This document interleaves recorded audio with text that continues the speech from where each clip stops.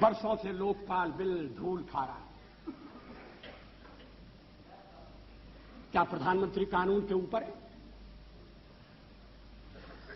अगर प्रधानमंत्री के ऊपर आरोप लगेगा, अगर प्रधानमंत्री से किसी को शिकायत हो, वो कहां जाए, किसका दरवाजा खटखटाए? वर्षों तक इसी बात पर चर्चा होती रही कि लोकपाल की परिधि में प्रधानमंत्री आना चाहिए या नहीं आना चाहिए। ये ठीक है कि उस दिन नरसिंह राव जी ने कहा था, तो मैंने कहा था कि मैंने क्लियरेंस दे दिया, प्रधानमंत्री का समावेश कर लें, लेकिन मैंने पूछा बिल कहां है? बिल नहीं आया। और मामलों पर अध्यादेश, सदन स्थगित होने के बाद और मामलों पर अध्यादेश जारी करने के लिए यह सरकार तैयार हो गई, ऐसे मामलों पर जिनका संबंध वोट बढ़ाने से था, वोट बैंक की राजनीति।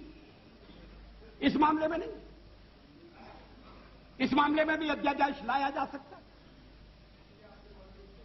उस दिन मेरे मित्र इस बात की शिकायत कर रहे थे कि अदालतें बहुत ज्यादा हस्तक्षेप कर रही हैं। शायद कॉमरेड इंद्रजीत गुप्ता थे। जुडिशियल एक्टिविज्म,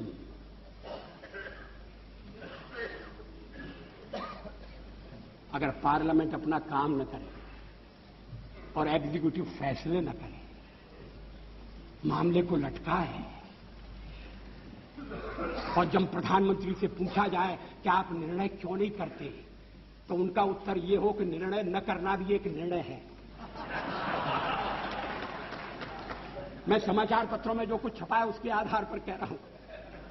अगर वो ठीक नहीं छपा तो नरसिंह राव जी उसे ठीक कर देंगे। निर्णय न लेना भी एक निर्णय है। अब ये कर्मयोग की स्थिति, कैसे देश चलेगा?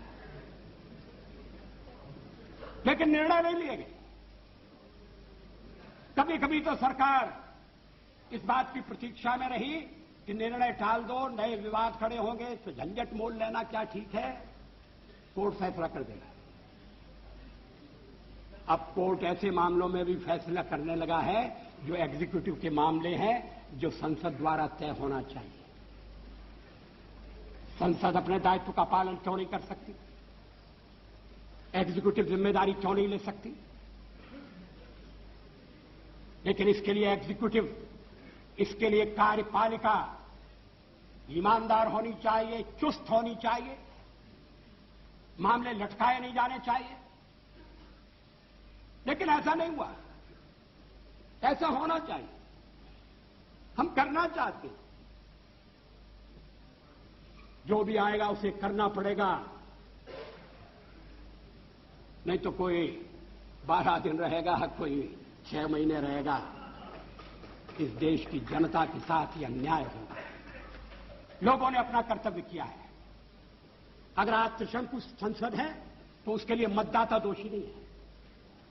शायद हम मतदाता के पास ठीक ढंग से अपनी बात नहीं कहते। कभी कभी तो मतदान की कमी देखकर यह चिंता होती थी कि क्या लोकतंत्र पर से लोगों का विश्वास उठ रहा है। कोई भी सरकार आए,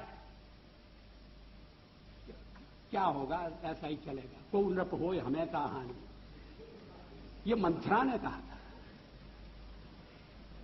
इस देश में अब सब जगह मंथरा की बात दोहराई जाए, जोड़ तोड़ करके सरकारें बनाई जाए, बने तो कार्यक्रम के आधार पर बने और देश को यह आश्वासन देने के बाद बने कि अब लोगों के साथ अन्याय नहीं होगा। अब लोगों को अन्याय के लिए ऐसा नहीं होगा कि अन्याय के खिलाफ गुहार लगाने की जगह नहीं है। लेकिन इसका तो कोई नक्शा दिखाई नहीं देता। राष्ट्रपति महोदय ने बुलाया हमें क्योंकि हम सबसे बड़ी पार्टी के रूप में उभरे, अपनी विचारधारा के साथ उभरे, अपने कार्यक्रमों, अपनी नीतियों के साथ उभरे। राष्ट्रपति महोदय के अभिभाषण में हमने कुछ अपने नीतियों का विवेचन किया है। ममता जी को उसमें केवल एक बात पर आपत्ति है मुझे लगता है बाकी का सारा अभिभाषण उन्हें स्वीकार है। और भी मित्रों से मैं पूछना चाहूंगा, उस भाषण में कौन सी बात ऐतराज के लायक है? क्या इस बात का ध्यान रखकर क्या जो भी फैसले होना चाहिए वो आम सहमति से होना चाहिए, एक न्यूनतम कार्यक्रम पर देश को लाया जाए और फिर बाकी के मामले छोड़कर हम उसके लिए जुट जाएं? क्या इसकी आवश्यकता नहीं? लेकिन कुछ मामले ऐसे हैं जिन पर भी विचार करने की जरूरत है। हमारे खिलाफ सबसे बड़ा आरोप क्या है? हम सांप्रदायिक हैं, हम सेक्युलरवादी नहीं हैं। इसलिए सेक्युलरवाद के जितने भी रक्षक हैं, आओ इकट्ठे हो जाओ, लाठी डंडे संभाल लो और भाजपा को सत्ता से हटाओ। लोकतंत्र संख्या का खेल है और संख्या हमारे पक्ष में नहीं है। हमने जन समर्थन प्राप्त करने का जन समर्थन हम प्राप्त करने में सफल हुए हैं। सबसे ज्यादा हमें जन समर्थन मिला है।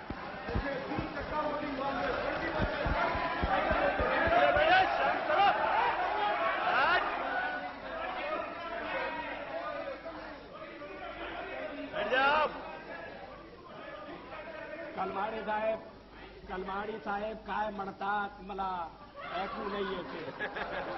कलमाड़ी साहब क्या कहते हैं ये दूसरों को समझना मुश्किल है।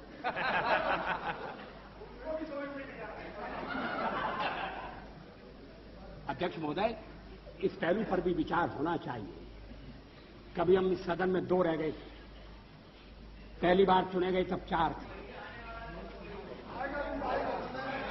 आएगा तब हम उसका सामना करेंगे। आज तो हम इतनी बड़ी संख्या में बैठे हैं कि आपके साथ कोई तुलना नहीं हो सकती।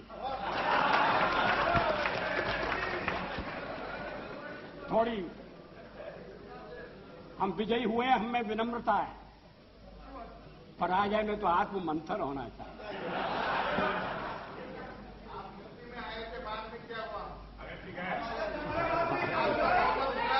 आप सारे देश में थे, अब क्या हो रहा है? अब आप इस स्थिति से आप संतुष्ट हैं तो मुझे कुछ कहना नहीं, मैं इसमें पढ़ना नहीं चाहता। इस देश में इस समय लोगों के विचारों में मंथन चल रहा है, चिंतन की दिशाएं बदल रही हैं। लोग पुरानी मान्यताओं को फिर से कसौटी पर कस रहे हैं। मेरी समझ में नहीं आता कि जब संविधान के निर्माताओं ने शादी ब्याह के एक कानून बनाने की सिफारिश की और यह कहा कि राज्य उसकी तरफ ध्यान देगा, तो क्या वो सांप्रदायिक कारणों से प्रेरित थे? क्या यह सांप्रदायिक मुद्दा है? क्रिमिनल लॉ एक है, सिविल लॉ एक क्यों नहीं हो सकता? गोवा में अभी भी सिविल लॉ एक है। अगर मुस्लिम मित्रों को उसमें कठिनाई है तो वो कठिनाई आकर बता सकते हैं, ये कह सकते हैं कि हमें थोड़ा और समय चाहिए अपने समाज को तैयार करने के लिए। ये नहीं कहा जा रहा है और दल भी इस बात के लिए उन्हें प्रेरित नहीं कर रहे हैं कि थोड़ा बहुत तो संशोधन करो, वक्त बदल रहा है। इस्लामिक देशों में पर्सनल लॉ में संशोधन हो रहे हैं, यहां थोड़ा परिवर्तन होना चाहिए। जेंडर इक्वलिटी का मामला है,